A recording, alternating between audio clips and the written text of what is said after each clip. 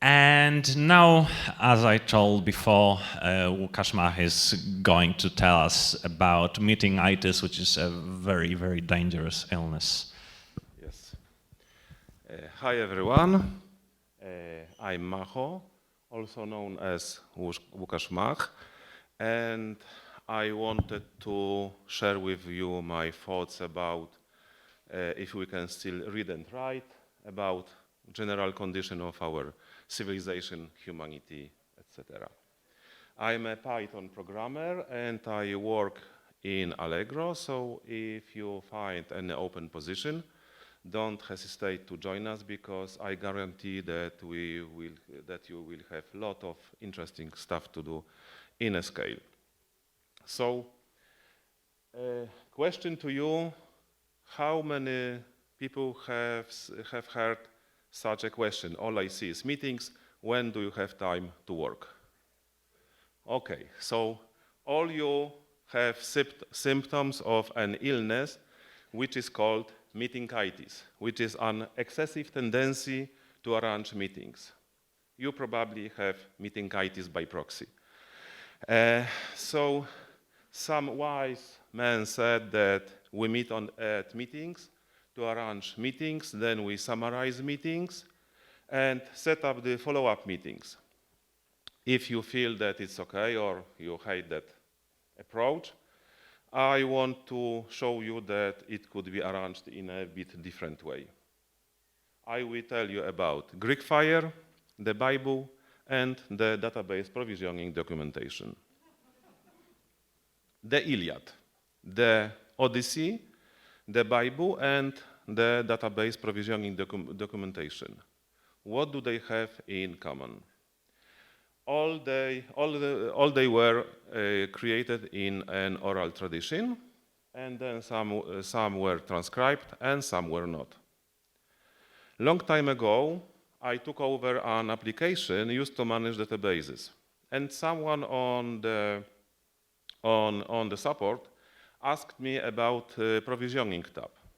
I hadn't been aware of that tab before, so first I wanted to look into the documentation, and what a surprise, I couldn't find it. It was also hard to find someone who knows where is that documentation, and nobody had complete knowledge about that system, so I had to assemble the big picture from small pieces. And to me, it resembles the Q source. The Q source is the hypothetical document of early Christians, which probably is the source of two Gospels. However, we don't know the text. It's probably, if it existed, it's probably missing in its original form. We can find breadcrumbs of it among the Gospels. We suspect that it existed from research of historians and Bible scholars. So it's with full provisioning comprehension. The residual documentation remains somewhere, but full know-how exists mainly in tribal knowledge. There are few people who know something about it, and it reminds me the Greek fire, Wunderwaffe of the late antiquity and early Middle Ages. Fantastic military technology, which caused inextinguishable fires on enemy ships. However, it was top secret, so it was forbidden to put it down in writing, and that's the reason why we can only speculate about the formula of Greek fire. It's like the last person who knows the formula was hit by a bus. If it's ancient period, then probably something like that. Speaking of which, there is a term, bus factor, which is the minimum number of team members that have to be hit by a bus before the project stalls due to lack of knowledgeable and competent personnel. And question to you, how many of you work in team where bus factor is 1? Okay, it's scary. So I won't ask for bigger numbers. So what else can I say? Do you know that guy?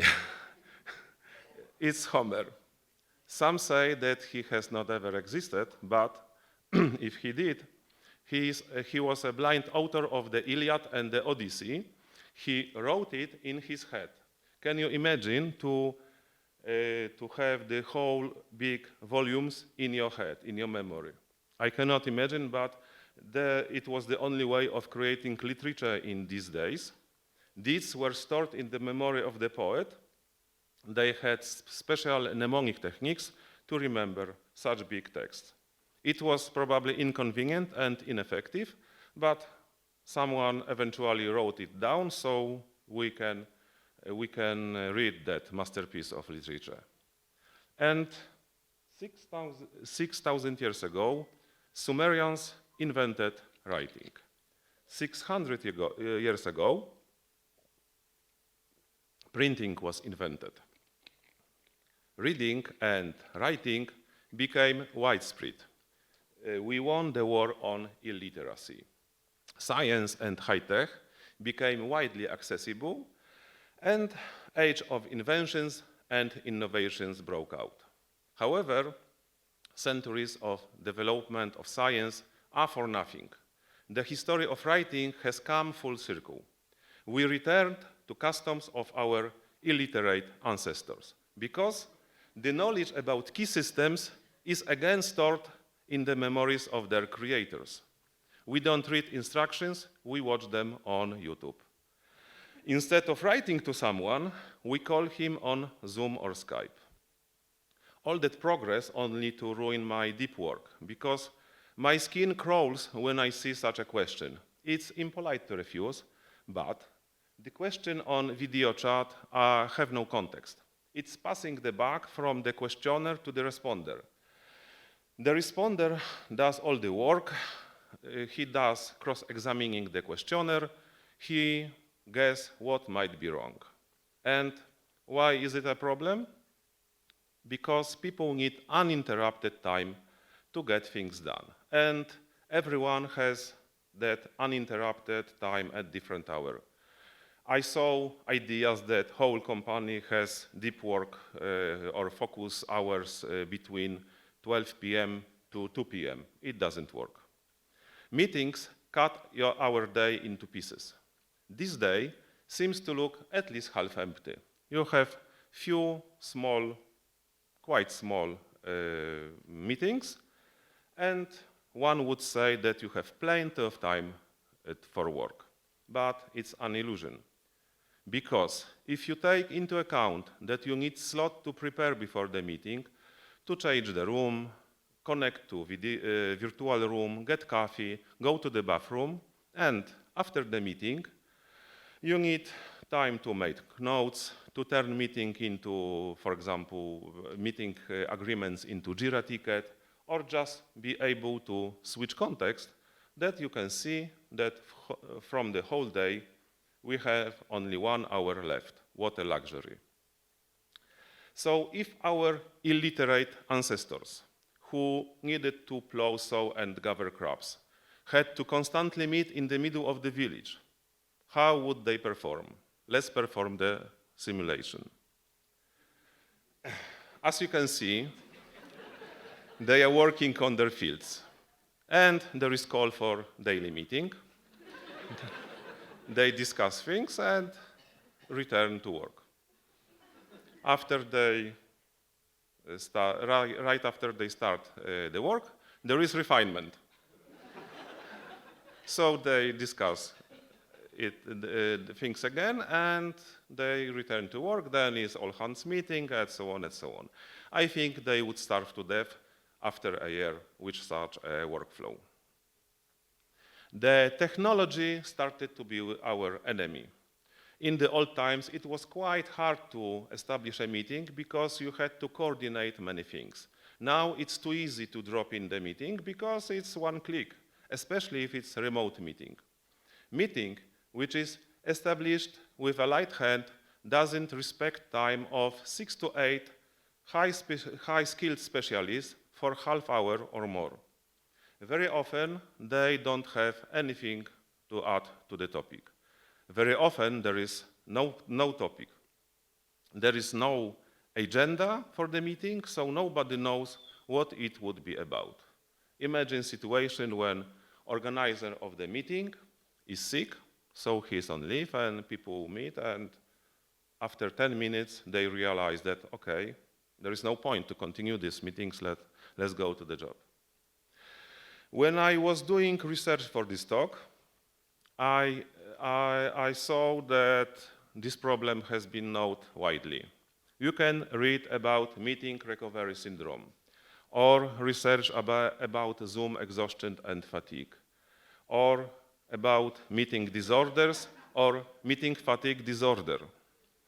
In the book Getting Real, which I highly recommend, you can read that meetings are toxic, and every minute you avoid spending in a meeting is a meeting you can get real work done instead.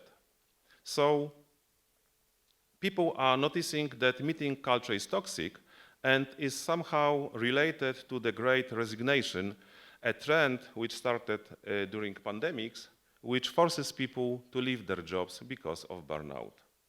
They say that meetings are disrespect for time of employees and leave them angry and unheard. So, as you can see, Meeting-itis may sound funny, but it's not a joke. It's a serious issue. People, as you know, humanity, civilization, have a real problem with meetings. So, how did we get to this point? Many blame Agile. They say it's all because of that Agile. Or is it?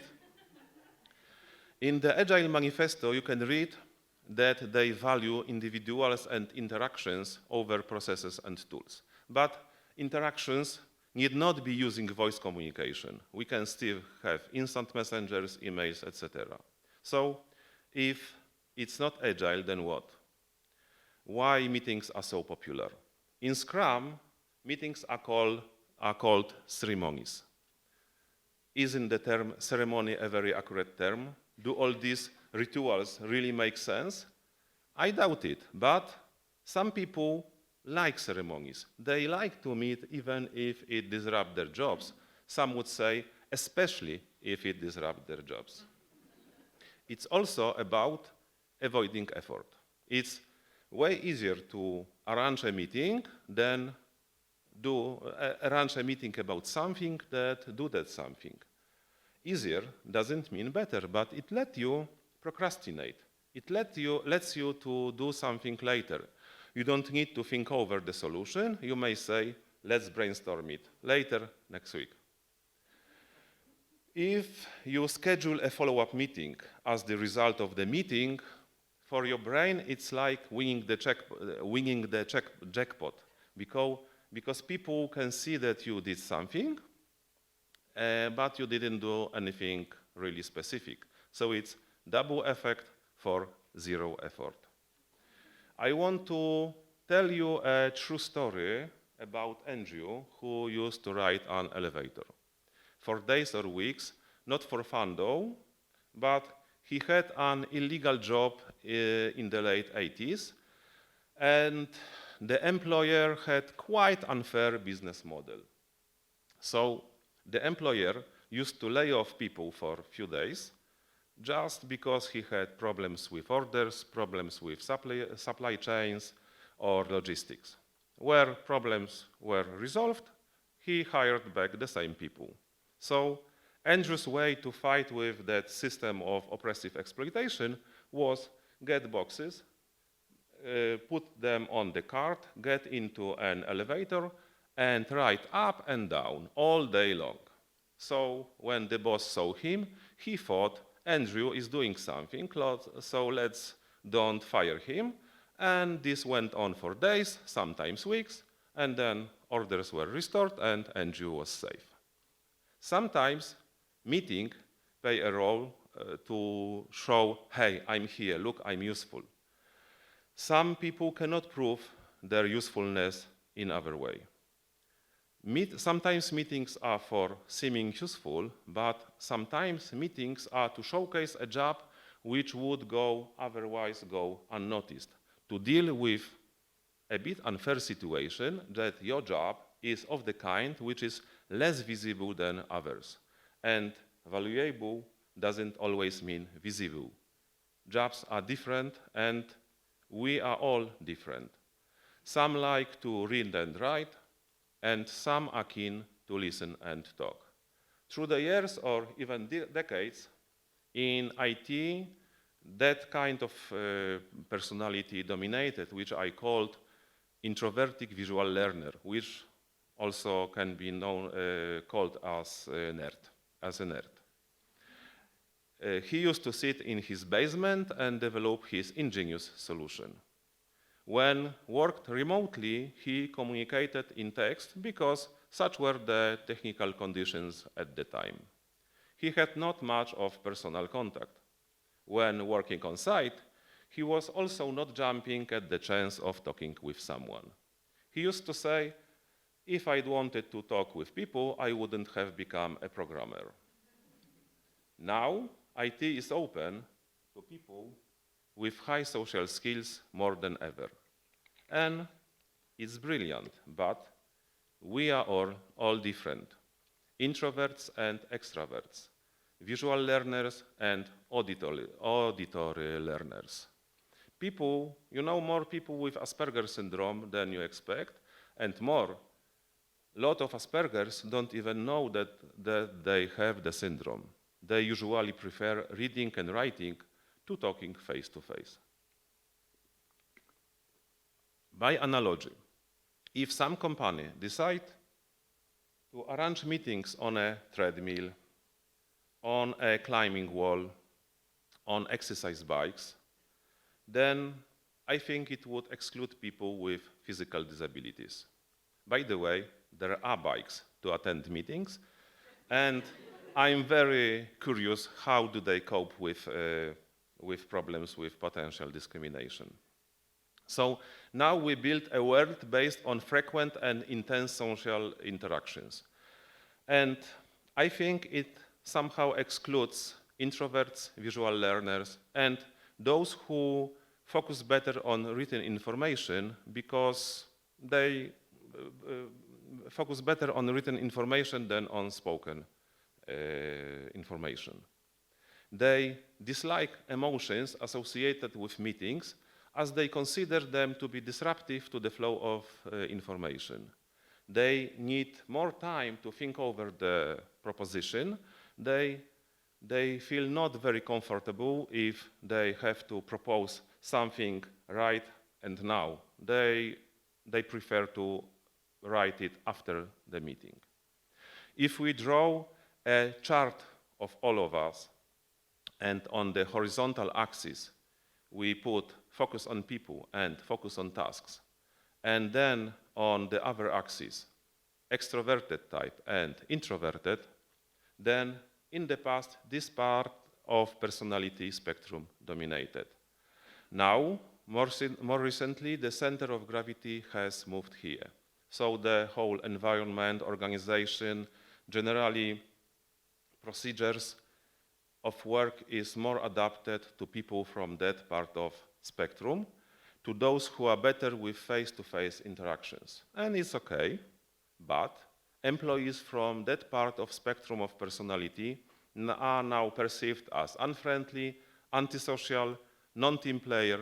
They don't fit to corporate patterns. They are not expert of small talk, so their chances are already slim, even on the stage of interviewing process.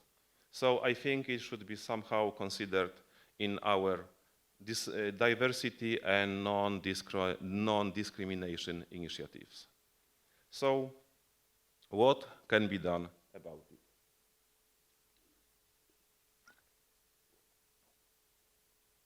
I think 3 terms: asynchronous, in writing, and with documentation. If you need an advice, if possible, try to ask on instant messenger, Slack, Discord, etc. Among other advantages, it will be better indexed. Words spoken on the video meeting aren't indexed, at least not yet. If you properly formulate the question, add necessary context, include some code, add useful link, then it's very likely that you will find the answer while formulating the question. This phenomenon is called rubber duck debugging, which means that if you ask someone, even rubber duck on your desk, then your mind is focused enough to find the answer, and maybe you don't need to bother other colleague. If you need an answer, don't require immediate answer, be asynchronous. Also, please don't rely only on screenshots. Use text in your questions, because don't think that one screenshot will describe everything. It's hard to process by responder, and it's hard to copy-paste to Stack Overflow or ChatGPT. So screenshot is okay, it's kind of proof that something really happened, but it's also important to add a text snippet corresponding to that screenshot. So it will be indexed, it will be easier to reply, and in the future you or your future team member will be able to find that problem and find answer without asking anyone. If you give an answer, respond without unnecessary delay. So if you, in the flow of deep work, respond in the first slot for stretching your legs. You don't need to respond immediately, but don't wait hours with your advice. And don't reply with RTFM. By the way, is RTFM still in use? Recently, I see the reply way less often. Did we get so polite, or there is no manuals anymore, so we cannot give such an advice? The M has been taken from us. If you have that documentation too, add link to it, and let your reply be clear and concise, but exhaustive if possible. So if I ask you what happened that I cannot spawn new container, and you reply, yeah, you're over the limit, so okay, and this reply is not very helpful. What's the action point? So if you tell me that go to the admin panel and increase it, or I will make it bigger and let you know, or should I increase it for you, then I know that I need to do something or wait for your action, or maybe I need to make some decision. Pay the effort of written support and encourage your party to accept one, because discussion question on video chat may look like faster and more convenient than write such long conversation on Slack, but I think that it's less effective in the long term. Take into account such situation, that someone, let's say Dario, asks me how to build a project because he is new in the team. And he ran such command, and he has doubt if it's enough. So I tell him make then build all. He says, okay, but it doesn't work. There are problems with it. So I need to run my in-mind machinery, find the solution, maybe search through the bash history, and give him answer that you need sequence of these commands, and then every iteration of your changes you need to run make build and make then build. Then few months later, the same Dario asks me the same question, because he's not building that project very often. So of course I can do the same effort again, but I can give you a link to our previous conversation. More, we have new team member, and he says, hey, Dario told me that you know how to build it, and the pessimistic scenario is that I will remind the commands again and give it to them, give it to him, and he says, okay, but it doesn't work well, okay, so I will try to recall the missing part and give it to him, but optimistic scenario is I will give him link to our conversation. In voice call, you have only pessimistic scenario. There is no record of previous instructions. Or, okay, you can record video calls, but I don't think that that anybody will have time to listen to them. If you ask a question through the voice call and you forget the advice, you need to repeat the question, and other party need to provide the reply again and again. This may not be a problem if you have an exceptional memory or if you take good notes. But seriously, who takes notes on the meetings? And pay the effort to have good documentation in the project. Documentation should be required on code review stage. Just like we require clean code, existence of test, or particular code formatting, it should be part of contract on the team. That changes in the project shouldn't be accepted without corresponding changes in documentation. Of course, there are exceptions. For example, pair programming, or emergency calls, or other situation where voice communication is unavoidable. So if a meeting is unavoidable, enforce strict discipline.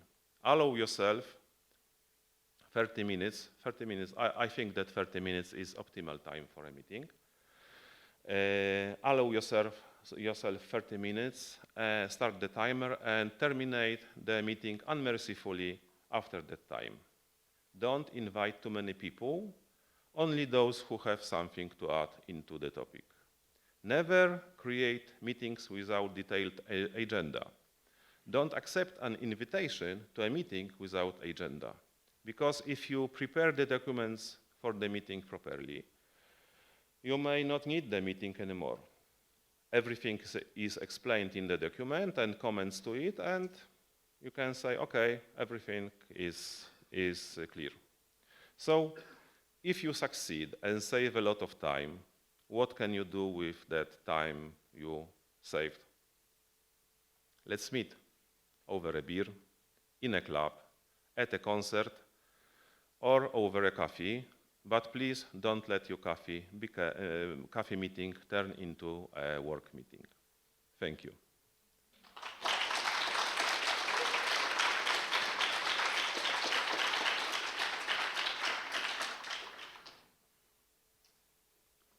So now it's time for questions.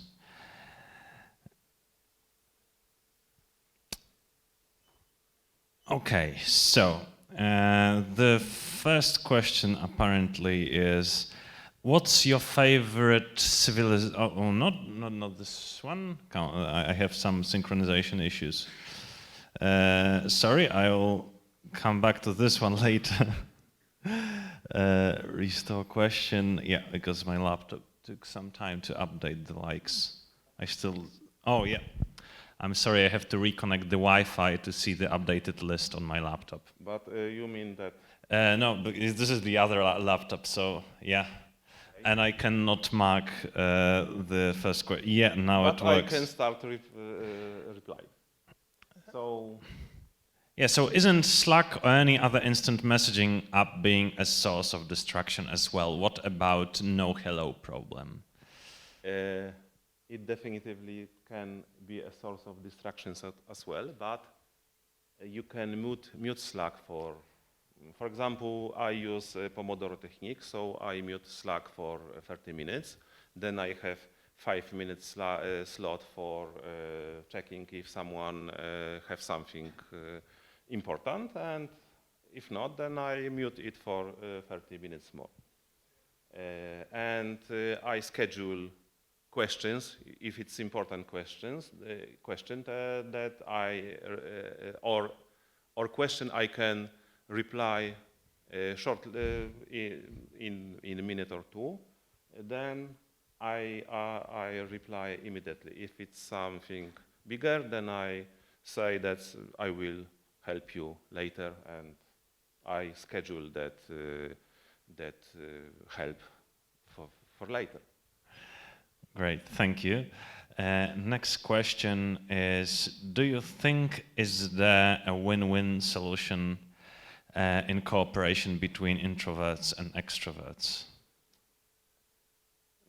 I think it's rather lose a little, because you know, we are all different, and some really want to, really need to talk, and some.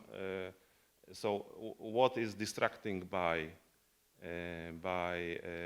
for one type of personality is triggering and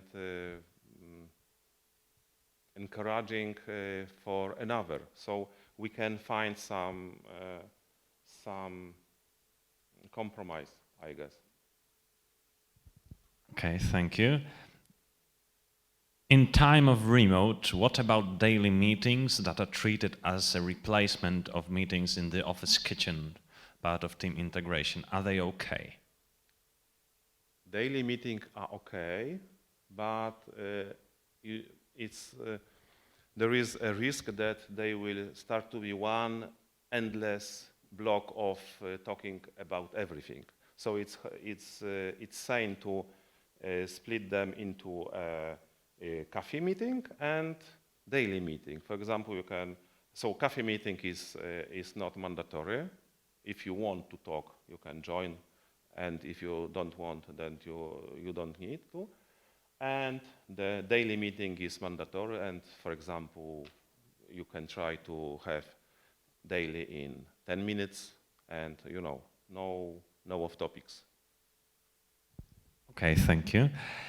Next question, what's your favorite civilization in 0 AD? I think Greeks.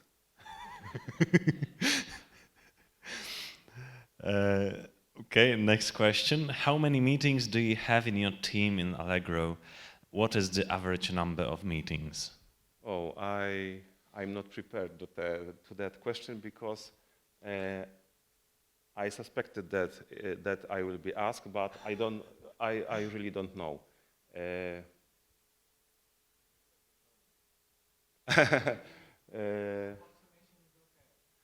Okay, I approximate that it's about in my team it's about 1 to besides daily, it's 2 or 3 weekly. And of course, daily and 1 meeting every 2 weeks. So, and all hands meetings, you can count few meetings. It's too many for me, but for others it's okay, or even too little. Okay, thank you. What's your opinion?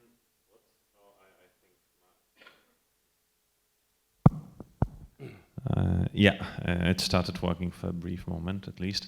What's your opinion on mob programming in the context of Meeting-itis?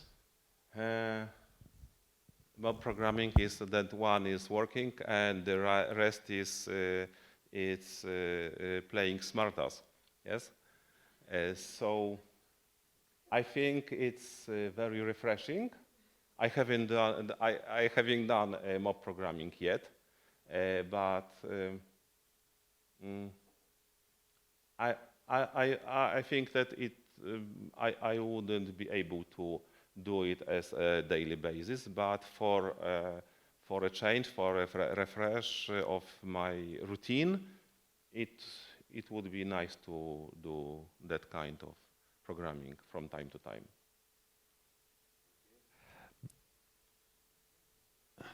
How do you reject the meetings? There are 2 ways. You can click no on the meeting, or You can create a block that you are busy. You have, for example, you have focus time, and you set that automatically reject meetings. That second way is more advisable because they cannot blame you that you rejected this particular meeting, but it has done itself. Thank you. What is the solution for these problems? Any tips, advices? Well, the second part of the talk was the solution for these problems. So I guess that this question is from the middle of the talk. But generally,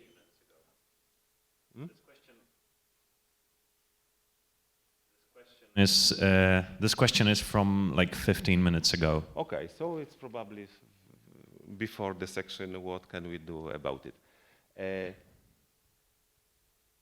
Generally, write more and remember that you know about history of inventing, of writing, etc.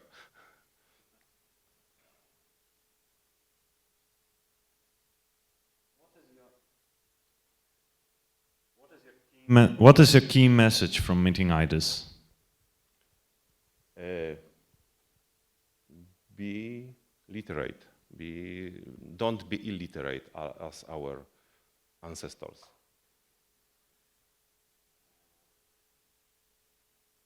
How to counter Zoom fatigue? How to counter Zoom fatigue. Honestly, I don't know. I haven't read that paper. I, only read an abstract and noticed that there are many similar papers, so I guess it may be a problem. What is my favorite movie of all time? Oh. I think it's Odyssey 2001.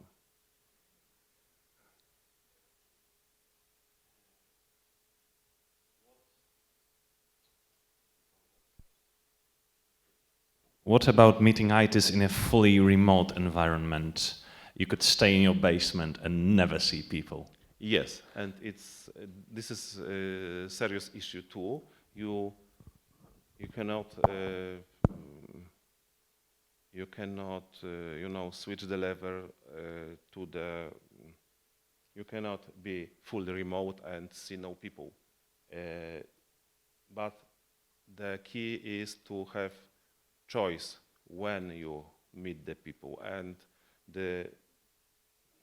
it's good if you meet people mainly in your social events, occasions, not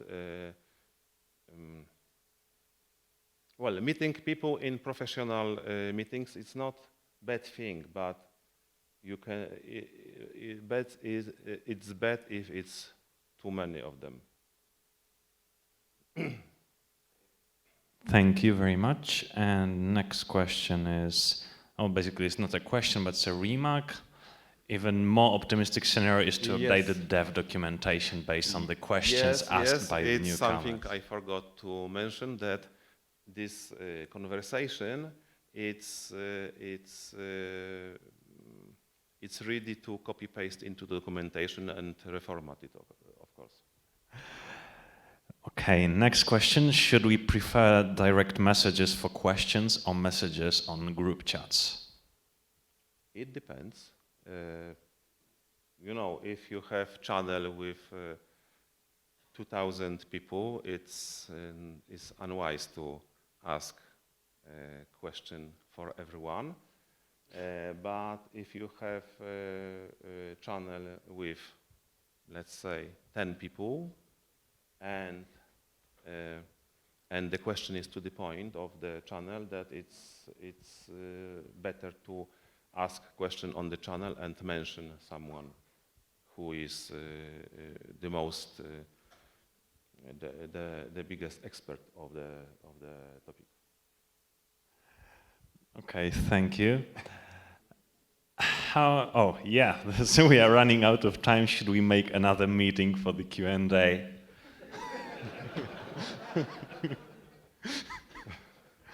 Let's meet to discuss it.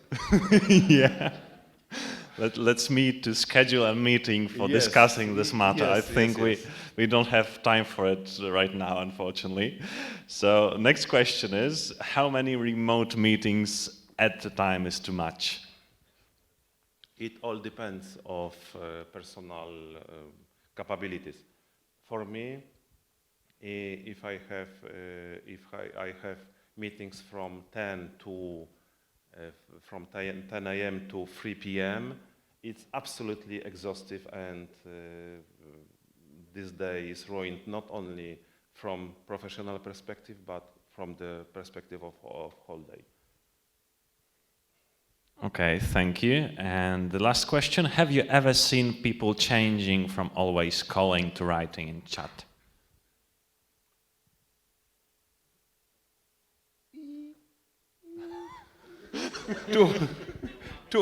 I have seen two people who are more communicating in chat than in voice communication, but I have seen people in the past who were only writing in chat because, you know, Zoom or Skype was absolutely a song of the future, and it was okay. It was very prolific, and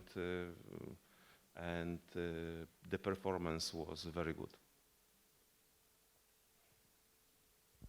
Great, this is it. I think we don't have any more questions. Thank you very much for the talk. It was a nice talk to end this